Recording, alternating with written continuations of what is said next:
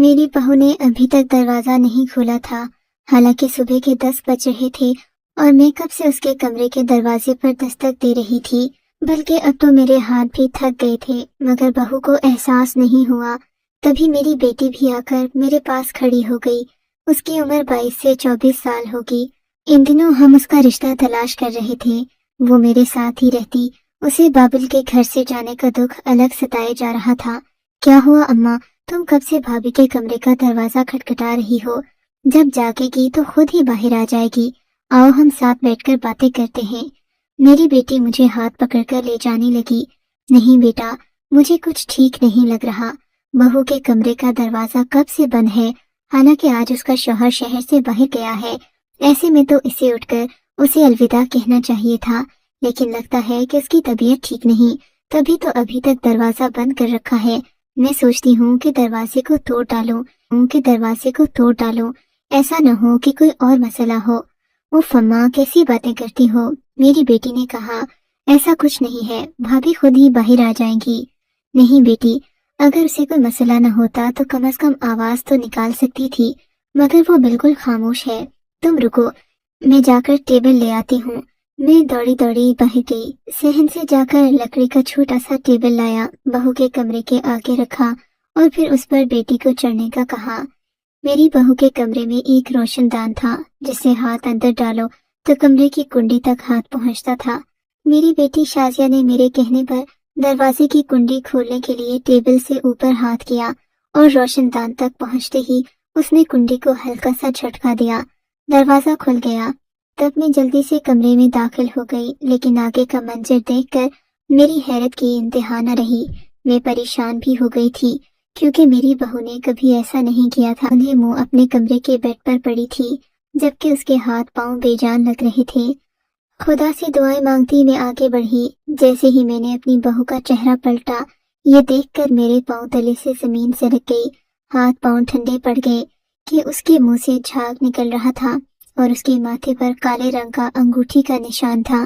یہ نشان دیکھتے ہی میرے ذہن میں دھماکے سے ہونے لگے۔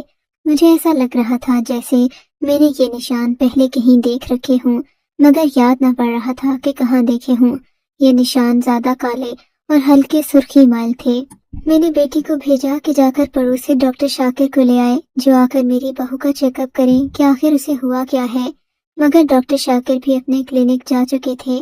تب مجبوراً میں اپنی بہو کو کمرے سے باہر لے کر آئی، اس سے چلا بھی نہ جا رہا تھا، بڑی مشکل سے وہ بات کر پا رہی تھی۔ میں نے اسے ٹیکسی میں بٹھایا، ہم لوگ ایک قریبی ہسپتال پہنچے تو ہمیں کافی دیر ہو چکی تھی۔ بہو کی حالت خراب تھی، اسے فوراً ہی ایمرجنسی میں ایڈمٹ کر لیا گیا۔ سوچ کر میری پریشانی میں اضافہ ہوتا جا رہا تھا۔ تھوڑی دیر کے بعد ڈاکٹرز نے مجھے بتایا کہ بہو کے جسم میں شدید قسم کا انفیکشن ہو گیا ہے، جس کی وجہ سے اس کی حالت ایسی ہوئی ہے۔ اسے صاف ستھرے ماحول میں رکھا جائے تاکہ اس کے لیے کوئی پریشانی نہ بنے۔ ڈاکٹرز کی بات سن کر میں حیران تھی، کیونکہ ہم لوگ کافی امیر گھرانے سے تعلق رکھتے تھے۔ ہمارے گھر میں نوکر چاکر ہر وقت گھومتے پھرتے رہتے، ہمارے گھر میں تو گند کا ایک دن کا بھی موجود نہ ہوتا، مگر مجھے پریشانی اس بات کی تھی کہ میری بہو کو یہ انفیکشن کیسے ہو گیا۔ بظاہر تو یہ ایک انفیکشن لگ رہا تھا، لیکن اس کی حالت کچھ اور ہی بتا رہی تھی۔ منہ سے جھاگ آنا اور بے ہوشی، یہ کوئی عجیب و غریب بیماری تھی جس کا ڈاکٹرز کو سراغ نہیں مل رہا تھا، اسی لیے انہوں نے اسے انفیکشن کا نام دے دیا۔ بہرحال ہمیں کچھ تو کرنا تھا۔ میں نے ڈاکٹر سے دوا لی اور اپنی بہو کے ساتھ گھر واپس آ گئی۔ گھر آ کر میں نے اس کا بہت خیال رکھا، مگر وہ گمسم سی تھی۔ اس کے ماتھے پر انگوٹھی کا کالا نشان اب ہلکا سرخ ہو چکا تھا۔ میری بہو کے چہرے پر کرب کے آثار تھے، اس کی آنکھوں سے آنسو رواں تھے۔ کیا ہوا بیٹا، تم رو کیوں رہی ہو؟ میں نے اس سے سوال کیا، مگر اس نے کوئی جواب نہیں دیا۔ وہ بار بار اپنے ماتھے پر ہاتھ لگاتی۔ میں بھی اسے غور سے دیکھنے لگی۔ بیٹی، تمہیں یہ سرخ رنگ کا نشان کیسا ہے؟ میرے پوچھنے پر وہ گھبرا گئی۔ امی جان، مجھے تو خود نہیں پتا، لیکن اس کا لہجہ اور انداز بتا رہا تھا کہ وہ مجھ سے کچھ چھپا رہی ہے۔ میں نے بظاہر تو کوئی بات ظاہر نہیں ہونے دی، مگر میں نے اپنی بیٹی کو اکیلے میں بلا کر کہا، بیٹا، مجھے تمہاری بھابھی کے تیور کچھ ٹھیک نہیں لگتے۔ لگتا ہے کہ اسے کوئی پریشانی ہے، مگر وہ ہم پر ظاہر نہیں کرنا چاہتی۔ تم ایسا کرو کہ اب اس پر نظر رکھنا अगर कोई गैर मामूली बात हो तो मुझे जरूर ही बेटी भी परेशान हो गई थी, क्योंकि बहू के माथे पर मौजूद सुर्ख और काले निशानात हमें किसी खतरे की अलामत लग रहे थे। शाम को मैंने अपनी बहू का खूब ख्याल रखा, उसे दवाएं और फल वगैरह खिलाती रही, लेकिन उसका मुंह उतरा हुआ था। वो मुझसे कोई बात न कर रही थी। उसकी परेशानी की समझ नहीं आई। फिर मैंने अपनी बेटी से कहा कि इस पर नजर रखे। अगली सुबह में जागी तो मेरे जहन में सबसे पहला ख्याल मेरी बहू का आया। मैं नाश्ता वगैरह करने के बाद अपनी बहू के कमरे में गई। इस बार उसने दरवाजा सख्ती से बंद कर रखा था। मैंने सोचा कि रोशनदान से हाथ डालकर कुंडी खोल लेंगे, मगर अब की बार उसने रोशनदान भी अंदर से बंद कर रखा था। खैर, अब क्या हो सकता था। मैं बाहर बैठकर अपनी बहू के दरवाजा खोलने का इंतजार करती रही। तकरीबन 1 घंटे बाद उसने दरवाजा खोला तो उसके चेहरे का रंग बदला हुआ था। वो बहुत परेशान लग रही थी, जबकि माथे पर सुर्ख और काले निशान पहले से भी ज्यादा वाज़ेह हो गए थे। इससे पहले कि मैं उससे कुछ पूछती, वो चकरा कर नीचे गिर गई। मैंने आगे बढ़कर उसे संभाल लिया, मगर उसकी आंखें बंद हो रही थी। वो नीम गनूदगी के आलम में थी। तब तक शाजिया भी आ गई। हम दोनों ने मिलकर बहू को संभाला और उसे बाहर चारपाई तक ले आए।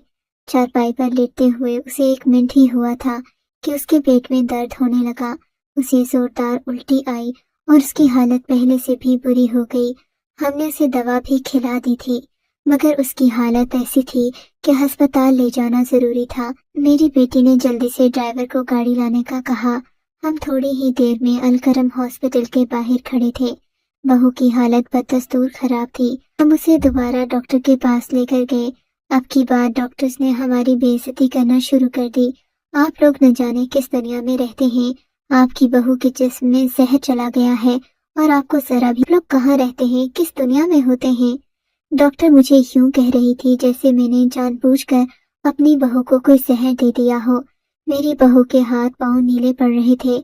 हम लोगों को इमरजेंसी रूम में जाने की इजाजत भी नहीं थी। हम बाहर खड़े दुआएं कर रहे थे कि अल्लाह सब खैर करेगा।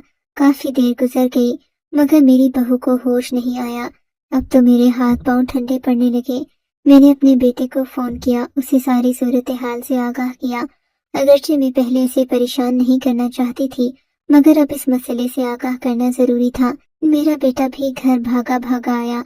अपनी बीवी के लिए वो खुद भी परेशान था, क्योंकि उसकी बीवी उससे बेपनाह मोहब्बत करती थी और इन दोनों ने प्यार मोहब्बत की शादी की थी।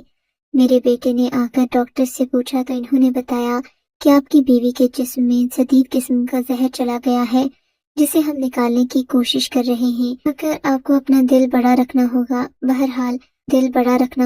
बहरहाल हमने अपनी बहू का इलाज करवाने के बाद उसे घर ले आए। मेरा बेटा भी काम पर नहीं जा रहा था। हम सब बहुत परेशान थे, क्योंकि बहू की हालत दिन ब दिन खराब होती जा रही थी। जब सब कुछ बेकार हो गया, किसी इलाज ने काम न किया, तो मैंने अपनी खाला मदीहा को फोन किया। खाला मदीहा पुराने टोटकों की निस्बत से जानी जाती थी। उनके पास हर छोटी मोटी बीमारी का इलाज होता था। मगर जैसे जैसे डॉक्टरी की तालीम बढ़ती गई, हमने खाला मदीहा के पास जाना छोड़ दिया था। बच्चे कहते थे कि खाला मदीहा पुराने जमाने की जड़ी बूटियों से इलाज करती हैं, जबकि आजकल डॉक्टरी इलाज आ गया है। फिर खाला मदीहा के टोटकों की क्या जरूरत है। अपने बच्चों की इन्हीं बातों में आकर मैंने खाला मदीहा को फोन नहीं किया था, लेकिन अब मजबूरी की हालत में उनके पास जाना पड़ा, क्योंकि इन्होंने मेरा फोन नहीं उठाया। शायद इसलिए कि वो फोन ज्यादा इस्तेमाल भी नहीं करती थी। मैं अपनी बहू को रहा पुरसुकून चेहरा लिए अपने घर के सहन में बैठी तस्बीह पढ़ रही थी। बेटी, खैरियत से आना हुआ? क्या बात है? इन्होंने आगे बढ़कर मेरा माथा चूमा और मुझसे मेरा मसला पूछने लगी। खाला, आप तो जानती हैं कि आजकल के बच्चे किसी की नहीं सुनते। मैं तो पहले ही कह रही थी कि आपके पास चलते हैं, मगर किसी ने मेरी बात नहीं सुनी। देखें तो मेरी बहू को कितने दिन से उल्टी और बुखार का मसला है, ये खत्म भी नहीं हो रहा, दिन ब दिन कमजोर होती जा रही है। मैं तो अपना सलाम दुआ भूलकर खाला मदीहा से अपने दुख बयान करने लग गई थी। शायद वो भी मेरी बेचैनी भांप गई थी। तभी इन्होंने मुझे चाय पानी का पूछा और मेरी बहू को अंदर कमरे में जाने का हुक्म दिया। शायद इसलिए कि उसकी तबीयत ठीक नहीं थी। इलाज के बावजूद भी वो थकी थकी सी रहती। खाला मदीहा थोड़ी देर के बाद अंदर कमरे में गई मुझे बाहर बैठने का इशारा किया। मैं बाहर ही रह गई। 1 घंटे के मुआयने के बाद खाला मदीहा बाहर आई। उनके चेहरे पर काफी परेशानी झलक रही थी। बेटी, मैं तुम्हारी मदद तो कर सकती हूँ, मगर इसके लिए तुम्हें 5,000 रुपए लाना होंगे, क्योंकि तुम्हारी बहू के इलाज के लिए जो जड़ी बूटी चाहिए उसका खर्चा मैं खुद बर्दाश्त नहीं कर सकूंगी। खाला ने माजरत खाना अंदाज में कहा। मगर खाला, आप ये तो बताएं कि मेरी बहू को बीमारी क्या है। वो तो एक राज है जो मैं तुम्हें बाद में बताऊंगी, लेकिन फिलहाल तुम अपनी बहू का इलाज करने की खातिर या तो मुझे ये जड़ी बूटियां ला कर दो, या फिर मुझे खुद तुम 5,000 रुपए दे दो, ताकि मैं किसी को भेजकर ये मंगवा दूं। मुझे खाला पर एतबार था। मैंने अपने बटुए से निकाल कर 10,000 रुपए उनके हाथ पर रखे।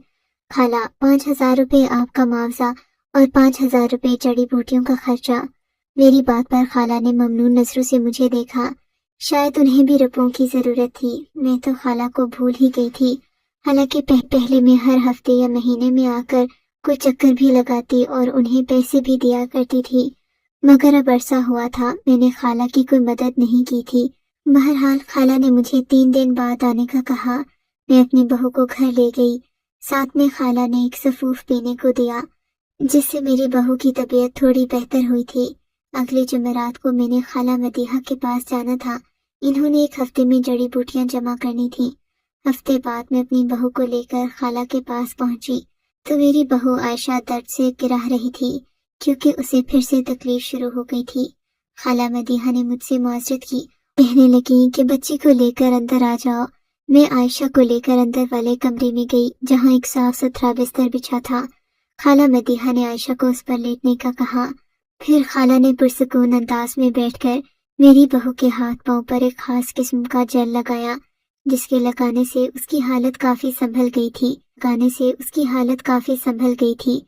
माथे पर मौजूद वो काले और सुर्ख रंग के निशान अब भी वैसे के वैसे ही थे।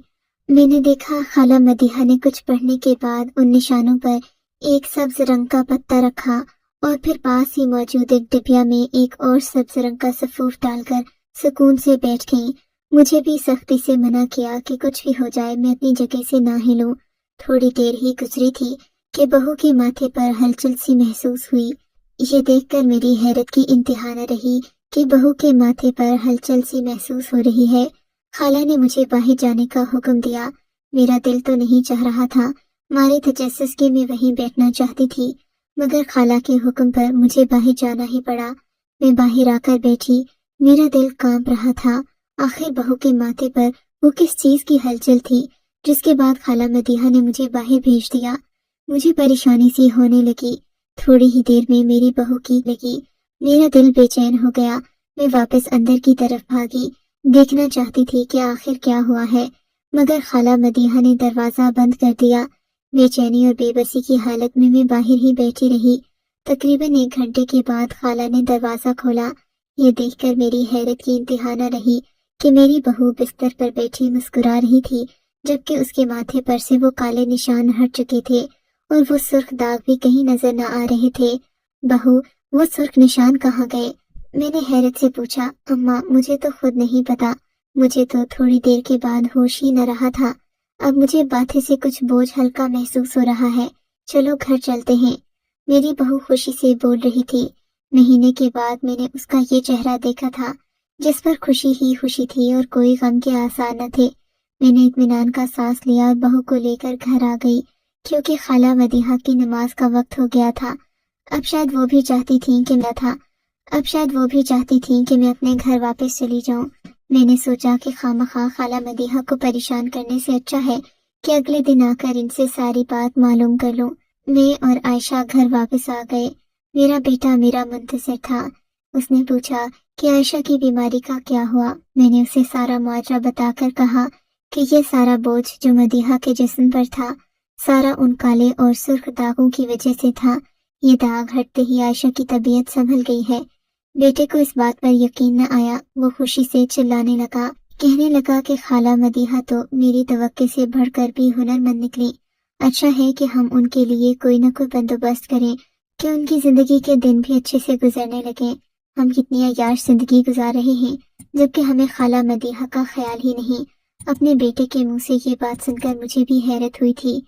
کیونکہ یہ میرا بیٹا ہی تھا جس نے کہا تھا کہ خالہ مدیحہ بس پیسے لینے کے چکروں میں ہوتی ہیں، خواہ اپنا وقت اور پیسے کا ضیاع ہے۔ تبھی میں نے خالہ مدیحہ کے پاس جانا چھوڑ دیا تھا، مگر پھر جب بہو کی تکلیف خالہ مدیحہ کے ہاتھوں زائل ہوئی تو بیٹے کو احساس ہو گیا۔